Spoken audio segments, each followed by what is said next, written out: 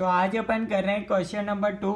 इसके अंदर लिखा हुआ है XYZ limited requires ₹8 lakh for an unit. Useful life of project is 4 years। Salvage value है nil। डेप्रिसिएशन चार्ज आपको बता रखा है ₹2 lakh per annum. Expected revenues and cost excluding depreciation ignoring inflation. ठीक है, यानी कि भैया ये कैश फ्लो के लिए आपको दे रखा है भैया, उसमें इन्फ्लेशन ऐड नहीं है। यानी कि भैया जो अभी तक के हिसाब से अपन देखें तो भैया क्वेश्चन नंबर 2 में अपन देख रहे हैं भैया जो आपको कैश फ्लो दे रखे हैं वो रियल दे रखे हैं। 2 वर्ड होते हैं रियल और एक वर्ड होता है भैया नॉमिनल। ठीक है, नॉमिनल का मतलब क्या होता है भैया, जिसके अंदर इन्फ्लेशन ऐड होता है उसको बोलते हैं नॉमिनल, और जिसके अंदर इन्फ्लेशन ऐड नहीं होता उसको बोलते हैं रियल। तो भैया ये कैश फ्लो यानी कि रेवेन्यू और कॉस्ट में बोल रखे हैं इग्नोरिंग इन्फ्लेशन, यानी कि इसके अंदर इन्फ्लेशन ऐड नहीं है, तो इसको अपन बोलते हैं भैया रियल। तो कैश फ्लो आपको क्वेश्चन में दे रखे हैं रियल। ठीक है, 4 साल के आपको रेवेन्यू और कॉस्ट दे रखे हैं। ठीक है, टैक्स रेट है 60%, कॉस्ट ऑफ कैपिटल है 10% इंक्लूडिंग इन्फ्लेशन प्रीमियम। तो कॉस्ट ऑफ कैपिटल हो जाएगा भैया अपने पास नॉमिनल। क्यों? क्योंकि भैया कॉस्ट ऑफ कैपिटल के अंदर इन्फ्लेशन ऐड है, जिसके अंदर भी इन्फ्लेशन ऐड होता है उसको अपन बोलते हैं nominal. Calculate NPV of a project if inflation rates for revenues and cost are as follows. आपको 4 साल के रेवेन्यू और कॉस्ट के लिए इन्फ्लेशन की रेट दे रखी है क्वेश्चन में। ठीक है, तो अब अपन देखते हैं भैया इस तरीका क्वेश्चन अगर एग्जाम में आ जाए तो इसको अपन कैसे सॉल्व करते हैं। ठीक है, देखो एक चीज़ दे रखी है रियल में और एक चीज़ दे रखी है नॉमिनल में। ठीक है, तो अपन क्या करेंगे, एक दोनों को बराबर टर्म्स में लिखना पड़ेगा। तो कैश फ्लो रियल में तो मैं कन्वर्ट कर दूंगा नॉमिनल के अंदर। ठीक है, तब जाके क्वेश्चन सॉल्व होगा। क्वेश्चन सॉल्व करने के लिए फर्स्ट रिक्वायरमेंट है भैया दोनों चीज़ें सेम टर्म्स में होनी चाहिए, नॉमिनल नॉमिनल। ठीक है, यहाँ रियल है तो यहाँ भी रियल होना चाहिए। ठीक है, कुछ भी कर दो, चाहे रियल को नॉमिनल में कन्वर्ट कर दो, चाहे नॉमिनल को, चाहे रियल नॉमिनल में हो जाए, चाहे नॉमिनल रियल में हो जाए। ठीक है, मैं जो कर रहा हूँ वो रियल को नॉमिनल में कन्वर्ट कर रहा हूँ। ठीक है, कैसे होगा भैया, सबसे पहले अपन निकालेंगे कैश फ्लो आफ्टर टैक्स। ठीक है, क्वेश्चन में डायरेक्ट गिवन नहीं है। ठीक है, इसलिए अपन निकाल लेंगे। ईयर अपन को दे रखा है भैया 4 साल है, 1 2 3 4। ठीक है, रियल रेवेन्यू आपको क्वेश्चन में गिवन है। ठीक है, रियल रेवेन्यू का मतलब जिसके अंदर इन्फ्लेशन रेट नहीं है। ठीक है, 6 लाख। ठीक है, सब फिगर लैक्स में, तो अपन यहाँ लिख देते हैं भैया इन लैक्स।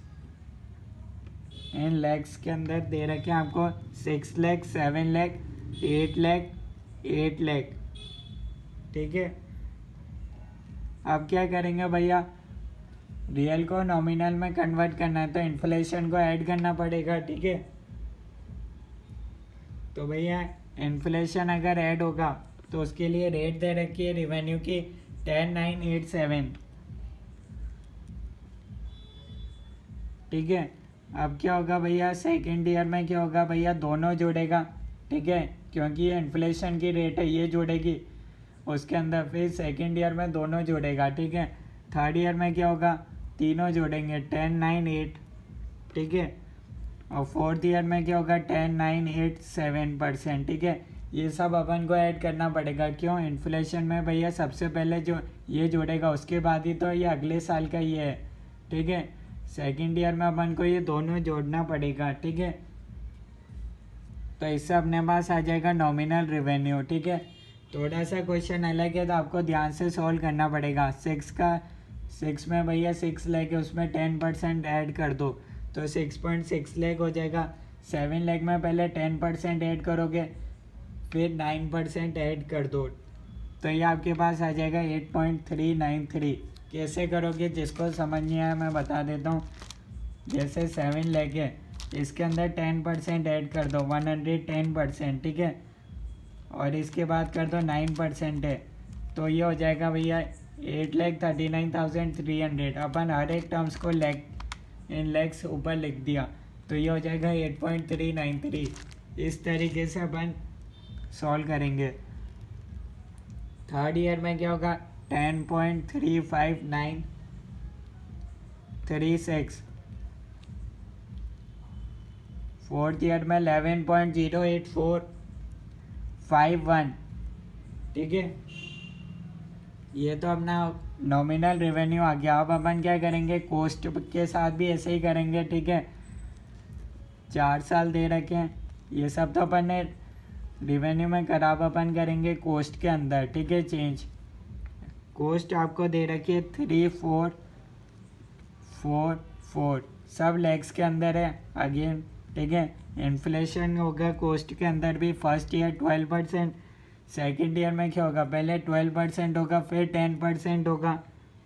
थर्ड ईयर में क्या होगा 12, 10, 9%। फोर्थ ईयर में हो जाएगा 12, 10, 9, 8%। क्यों?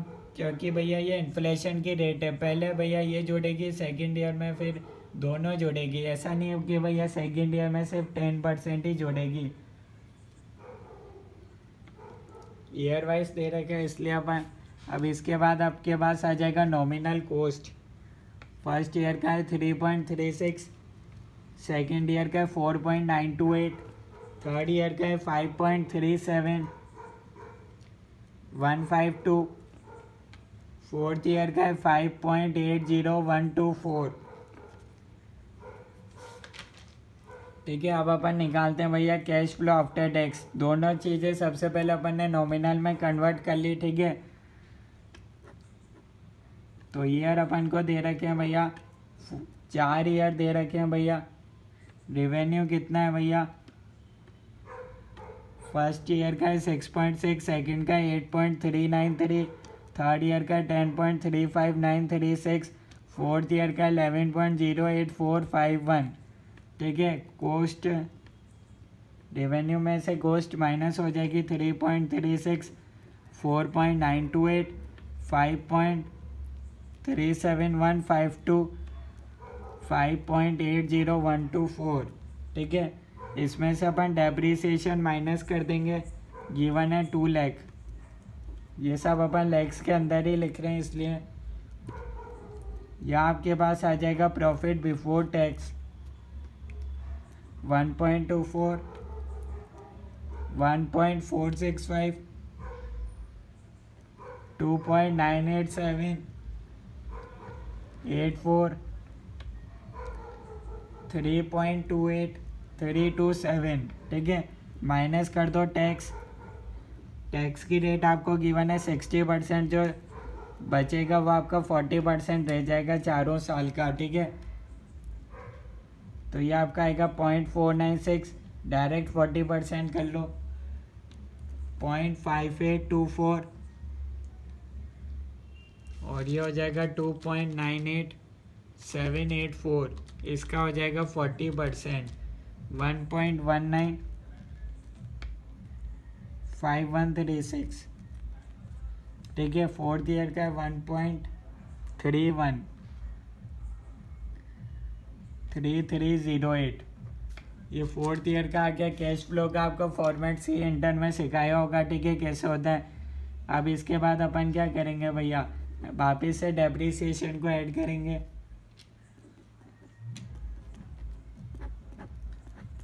तो ये आपके पास आ जाएगा कैश फ्लो आफ्टर टैक्स। यही अपन को चाहिए था। ठीक है, क्वेश्चन में डायरेक्टली ये गिवन नहीं है। अगर गिवन होता तो अपन को निकालना नहीं पड़ता।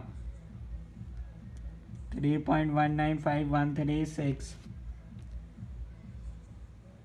3.31330। ठीक है, अपन को भैया 5 डिजिट ही चाहिए पॉइंट के बाद, क्योंकि सिर्फ लैक्स तक ही अपना मल्टीप्लाई लास्ट में करेंगे तो काम आएगा। ठीक है, अब अपन निकालेंगे कैलकुलेशन ऑफ एनपीवी।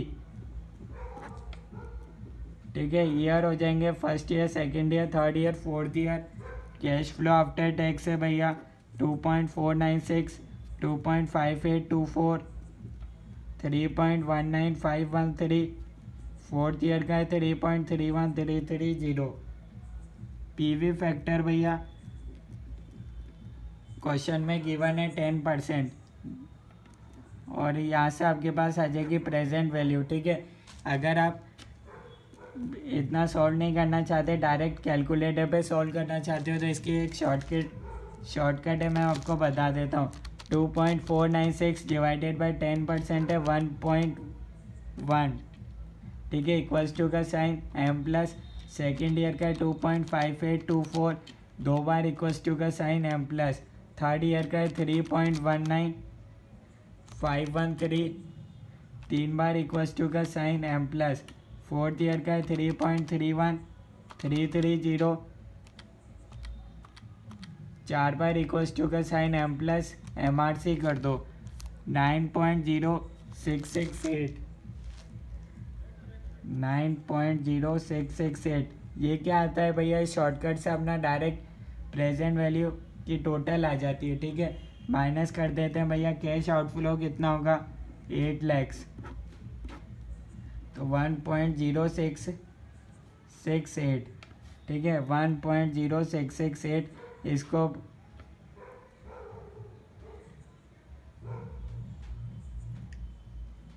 ये अपने पास है 9.06688। ठीक है, 5 डिजिट चाहिए अपन को, क्योंकि अपन मल्टीप्लाई करेंगे तो अपना एग्जैक्ट आंसर आ जाएगा इससे। ठीक है, तो ये भैया हो जाएगा आपके पास 1,06,688। ये आपकी एनपीवी आ गई। ठीक है, डायरेक्ट आपकी एनपीवी आ गई। तो ये था इस क्वेश्चन का सॉल्यूशन। कोई डाउट है तो आप कमेंट्स में बता सकते हो। Thank you.